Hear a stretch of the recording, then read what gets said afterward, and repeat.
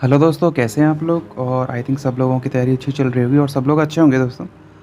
देखो, अब तक हमने पढ़ लिया था कि डिफरेंशियल कैलकुलेशन में जितने भी हमने मैक्सिमम मिनिमम के केसेस थे वो सारे पढ़ लिए, लिमिट निकालना सीख लिया।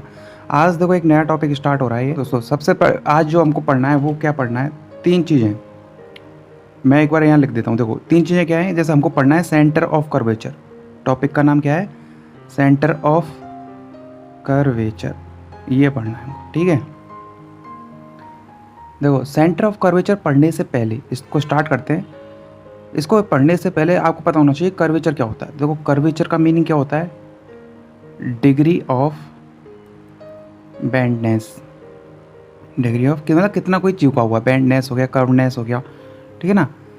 तो यह क्या होता है? कर्वेचर हो गया। अब सेंटर ऑफ कर्वेचर क्या होता है? देखो, सेंटर ऑफ कर्वेचर, कर्वेचर अगर कोई है यानी कोई कितना कोई कर्व है, कोई प्लेन कर्व है, कितना झुका हुआ है, उसका जो सेंटर फाइंड करना होगा वही क्या होता है?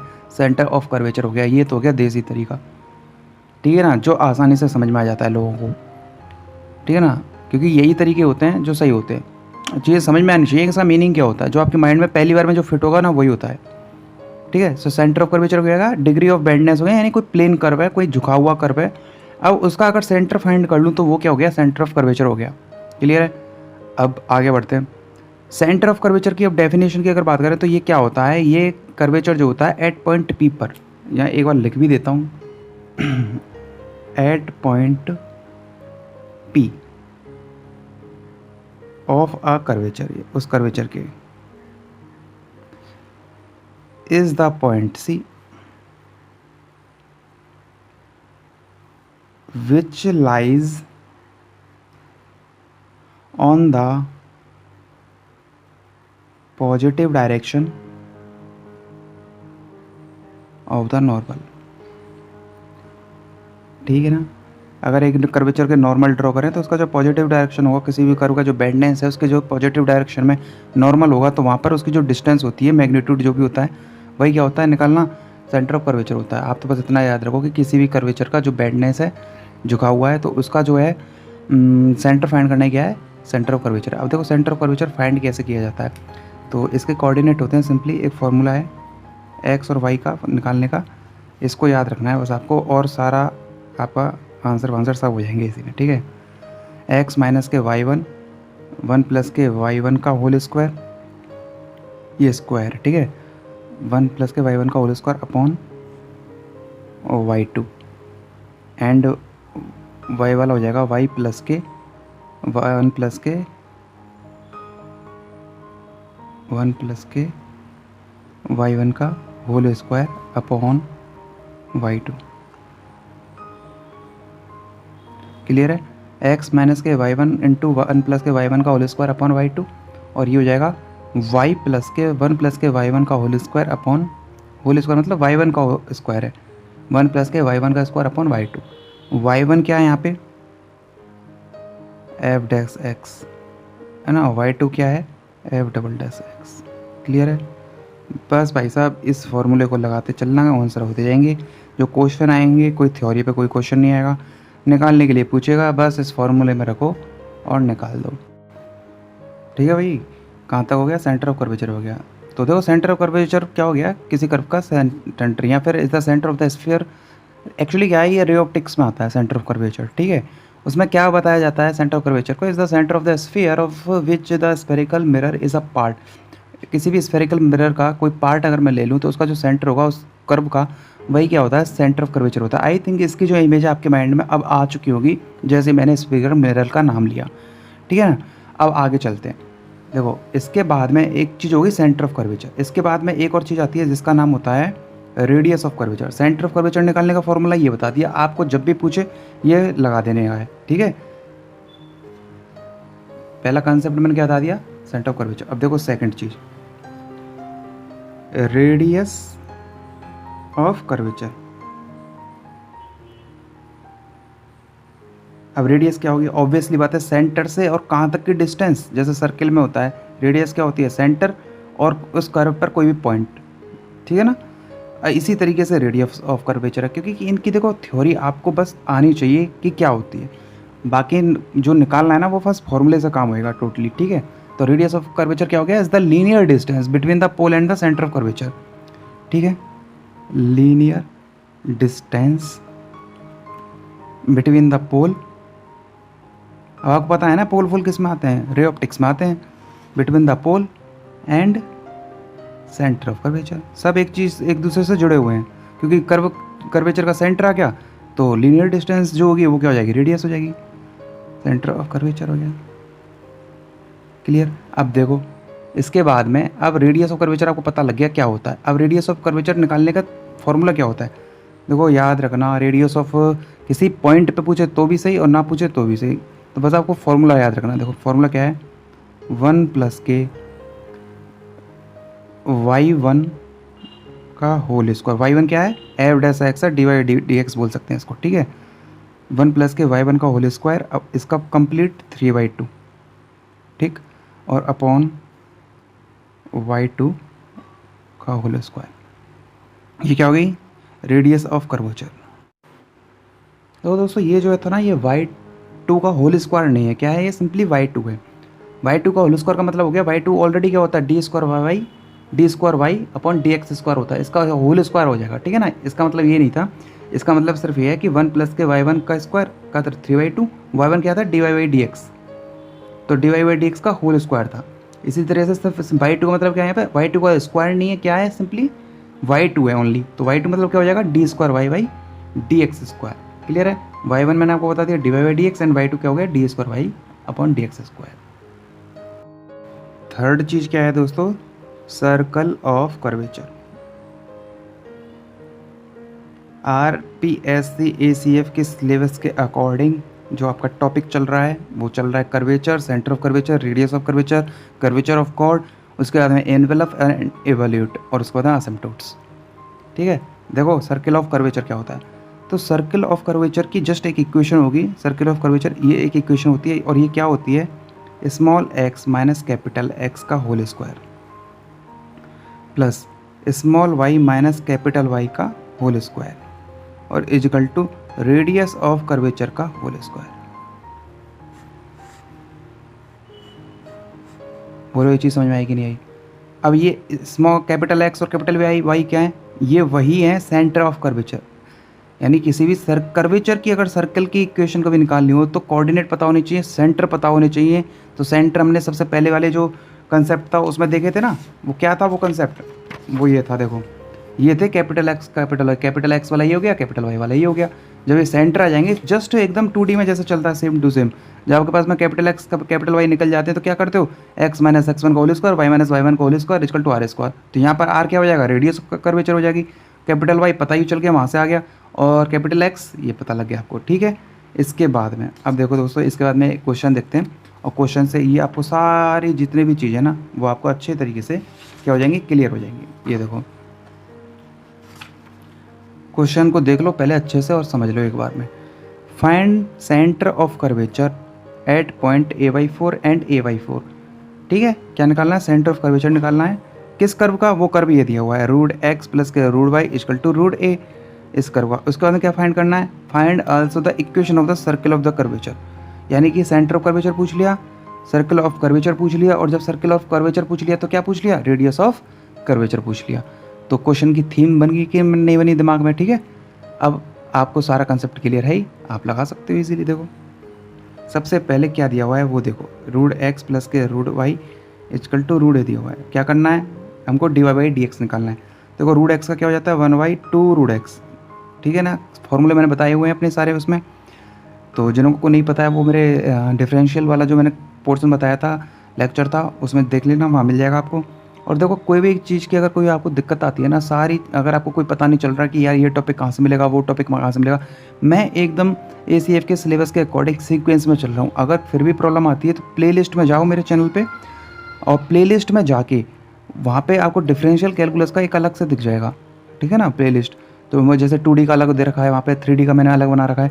तो डिफरेंशियल कैलकुलस में जाके वहाँ पे 1 by 1 आपको सीरीज़ मिल जाएगी, वहाँ से आप चेक कर सकते हो, ठीक है। जिनको डिफरेंशियल कैलकुलस की कंप्लीट PDF चाहिए, जिनको को लगता है कि मेरे पास टाइम नहीं है, तो वो मेरे को मेल कर देना, तो उसका जो सपोर्टिंग फ़ी है वो आप दे के आप क्या कर सकते हैं, वो PDF आप ले सकते हो, ठीक है।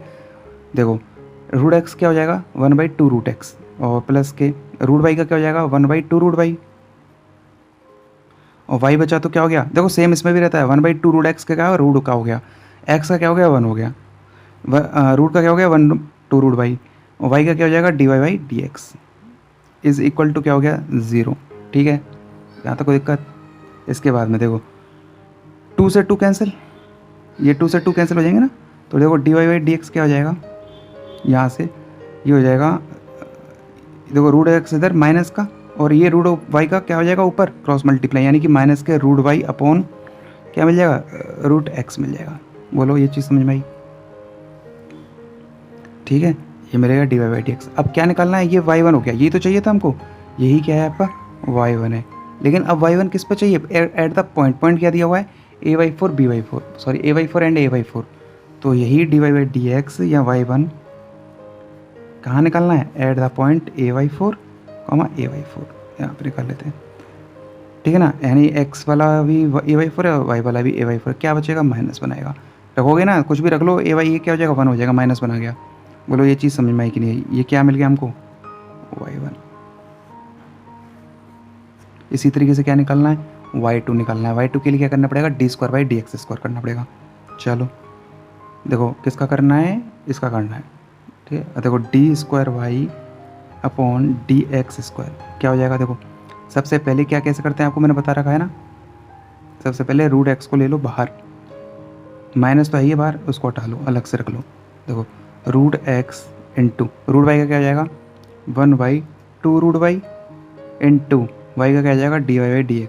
जिनको डिफ्रेंशिएशन नहीं आता है कमेंट करके एक बार बता देना, अच्छे से एक और वीडियो बना दूंगा। ठीक है ना, ये छोटी छोटी चीज़, लेकिन मैंने डिफ्रेंशिएशन बहुत अच्छे से करा दिया है आपको, तो वहाँ जाके ज़रूर देख लेना, चेक कर लेना।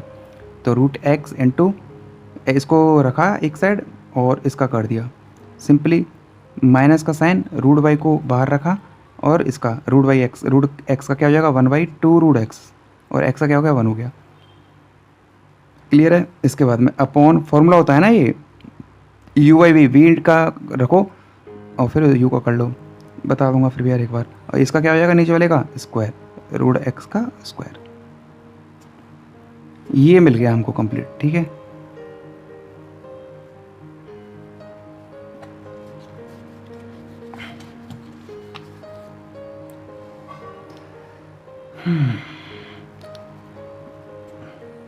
u/v का क्या हो जाता है, देखो v इंटू dy/dx माइनस, ठीक है, और v का क्या है ना, और u इंटू dy/dx और v का होल स्क्वायर। ये मैंने फॉर्मूला लगाया है u/v का, जिनको नहीं पता है उनके लिए। चलो आगे चलते हैं। तो d² मिल गया, अब d² अपॉन dx² कहाँ निकालना है, ये a/4 and b/4, sorry a/4 पर निकालना है। क्लियर है? सारी चीज़ों को रख देते हैं इसमें और देखते हैं क्या आता है निकल के। माइनस का साइन बाहर था ही, और देखो a/4 रखा, रूट एक्स की जगह में रखा a/4, यानी रूट a/2 आ जाएगा, 4 की जगह क्या हो गया 2 आ गया, इंटू 1/2 तो है ही, इंटू थोड़ी जगह कम पड़ रही है दोस्तों यहाँ पे है ना। चलो इसको एक काम करते हैं, नेक्स्ट पेज पे ही कर लेते हैं, जिससे क्या है कि आपको समझ में अच्छे से आ जाएगा।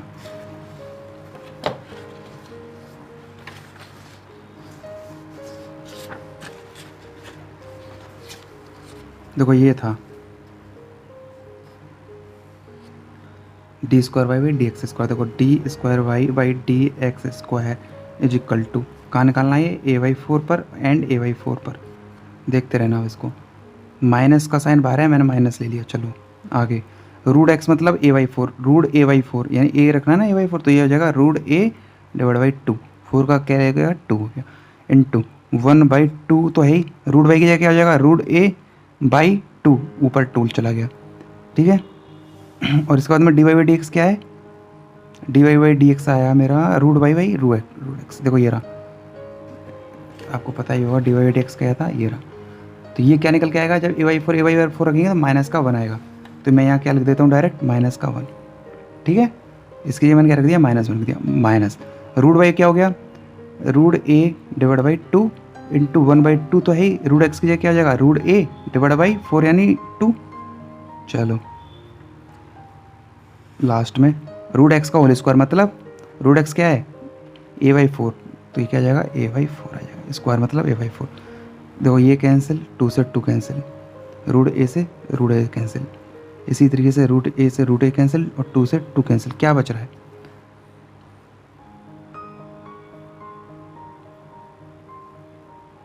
तो ये बचेगा देखो माइनस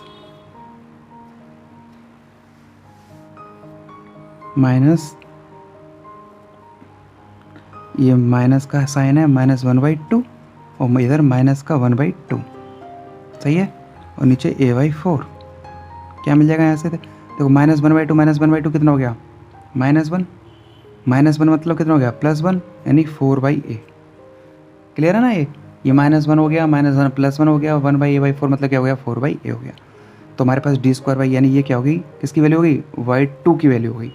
चलो y1 मिल गया, y2 मिल गया आपको, ये y1 मिल गया यहाँ से इक्वेशन नंबर फर्स्ट, और y2 वाली ये इक्वेशन नंबर सेकंड। इसके बाद में सारी चीज़ें आपको मिल चुकी हैं। अब इसका मतलब क्या है, कौन सा क्या निकालना था, सबसे पहले सेंटर ऑफ कर्वेचर। तो देखो सेंटर ऑफ कर्वेचर, सबसे पहले सेंटर ऑफ कर्वेचर निकालना है। तो सिंपली क्या हो जाएगा x, y वाले जो कोऑर्डिनेट है वो क्या हो जाएंगे, आपको फॉर्मूला मैंने बता ही रखा, क्या हो जाएगा x minus y1 into y plus y1 का होल स्क्वायर और अपॉन y2 कॉमा इधर क्या हो जाएगा y प्लस के 1 प्लस के y1 का होल स्क्वायर और अपॉन y2।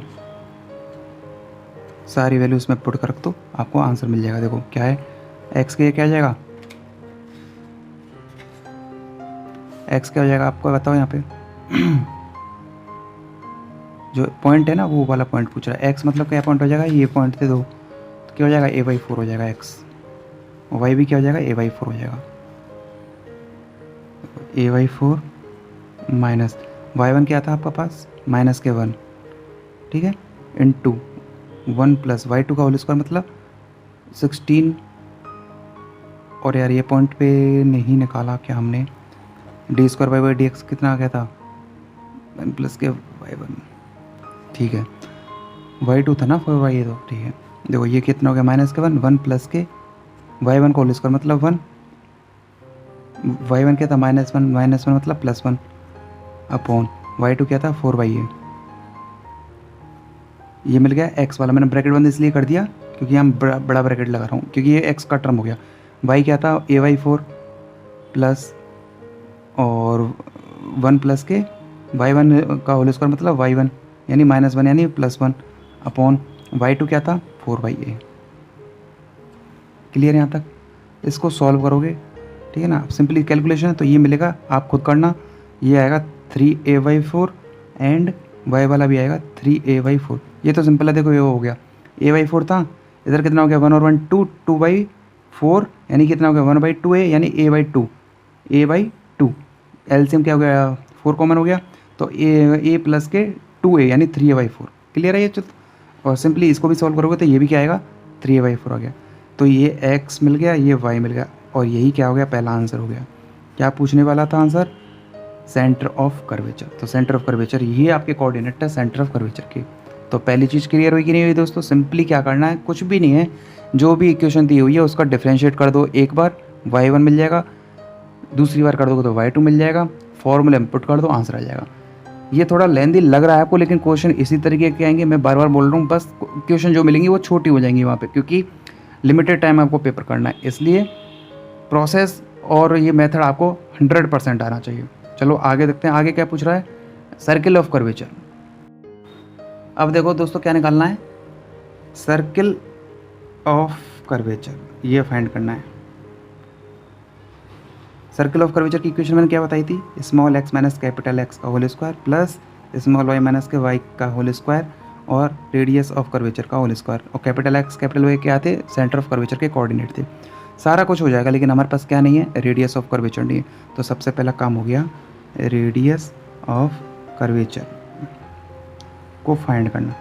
और रेडियस ऑफ कर्वेचर को फाइंड कैसे करते हैं, मैंने फॉर्मूला बताया था, क्या था 1 प्लस के y1 का होल स्क्वायर, y1 का स्क्वायर सॉरी, और 3y2 एंड नीचे था y2,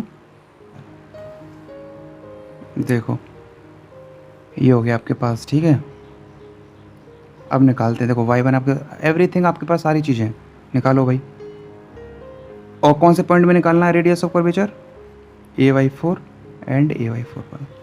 चलो रखते हैं सारी वैल्यू को। देखो 1 प्लस के y1 कितना था? -1 होल स्क्वायर 3y2, और y2 क्या आया था? 4y आया था। सिंपली क्या हो जाएगा ये? देखो ये 1 और 1 2 हो गया, 2 की पावर कितना हो गया? 3y2 हो गया, 2 की पावर 3/2 और अपॉन क्या आ गया? 4/a आ गया। ठीक है, अब ये सॉल्व करना आना चाहिए कि छोटी छोटी कैलकुलेशन। देखो कैसे, सबसे पहले 2 की पावर q, 2 की पावर q और फिर 1/2 और फिर 4/a, मतलब 8 आ गया। क्या हो गया? 8। 2 इंटू 2 इंटू 2 कितना हो गया? 8। 8 का क्या लेना है? Square root. तो क्या हो जाएगा 8 का square root? 2√2 upon 4 into a. 2 से 2 कैंसिल, ठीक है। √2 को क्या लिख सकता हूँ? √2 इंटू √2 यानी कैंसिल हो जाएगा, तो a/√2। यही क्या होगा आंसर। रेडियस ऑफ कर्वेचर आपको मिल गई, ठीक है ना। रेडियस ऑफ कर्वेचर आपको मिल गई, बस इसमें पुट कर दो सर्कल ऑफ कर्वेचर निकालने के लिए। Circle, therefore circle of curvature. तो सर्किल ऑफ कर्वेचर क्या हो जाएगा दोस्तों? Simply small x minus capital X क्या था? 3a/4। यही तो निकाले थे सेंटर ऑफ कर्वेचर के स्क्वायर, प्लस के स्मॉल y माइनस के 3a/4 का होल स्क्वायर, और equal to radius of curvature कितनी आई थी? a/√2। तो क्या हो जाएगा? a²/2। तो दोस्तों सेंटर ऑफ कर्वेचर क्या होता है, रेडियस ऑफ कर्वेचर क्या होता है, एंड उसके बाद में सर्किल ऑफ कर्वेचर क्या होता है, तीनों चीज़ों को मैंने बहुत अच्छे से आपको समझाया दोस्तों। आई थिंक ये आपको समझ में आया होगा यार। और वीडियो आपके लिए थोड़ा भी अगर बेनिफिशियल रहा हो तो लाइक कर देना, कमेंट कर देना और दोस्तों के साथ शेयर कर देना दोस्तों। और कोई अगर डाउट हो तो मेरे को आप कमेंट करके पूछ सकते हो। देखो किसी भी क्वेश्चन में हो सकता है कि मैं कुछ गलत कर जाऊँ, क्योंकि गलत इसलिए क्योंकि क्या है कि कभी कोई चीज़ में मिसअंडरस्टैंडिंग की वजह से कोई चीज़ में मैं अगर 4 की जगह 5 लिख दूँ, 6 की जगह 7 लिख दूँ, तो वो आप खुद से देख लेना और मेरे को भी एक बार कमेंट करके बता देना, जिससे कि मैं उस चीज़ को क्या कर सकूँ, सही कर सकूँ। और अगर फिर भी कोई क्वेश्चन हो, कोई डाउट हो तो मेरे को कमेंट करके पूछ सकते हो दोस्तों। और देखो यार सब्सक्राइब जरूर कर देना, लाइक ज़रूर कर देना, और ठीक है ना, क्योंकि यही मेरा मोटिवेशन होता है। आगे हम पढ़ेंगे एनवेलप एंड एवल्यूट और आगे वीडियो को जारी रखेंगे। Bye bye, take care.